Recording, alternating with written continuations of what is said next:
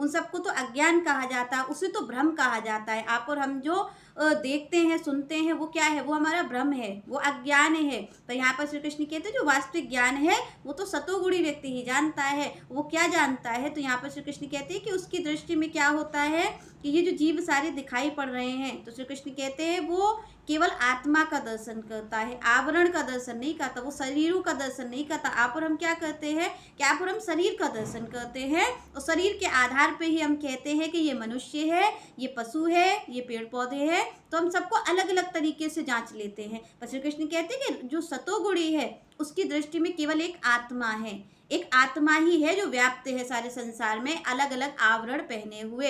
तो यहाँ पर श्री कृष्ण कहते हैं कि वो उसका दर्शन करता है, वो ऊपर वाले शरीर का दर्शन नहीं करता, वो किसी आवरण का दर्शन नहीं करता, क्योंकि वो जानता है कि इसके मूल में क्या बैठी है। क्योंकि जो शरीर है वो तो नश्वर है, वो तो नष्ट हो जाना है समय के साथ। पर श्री कृष्ण कहते हैं कि जो सतोगुणी है वो सत्य को देख रहा है ना। वो आप और हम देखें कि ये सत्य क्या है, सत्य आत्मा है या ये शरीर। अगर शरीर सत्य होता तो सत्य तो कभी भी नष्ट नहीं होता है, सत्य तो सनातन होता है।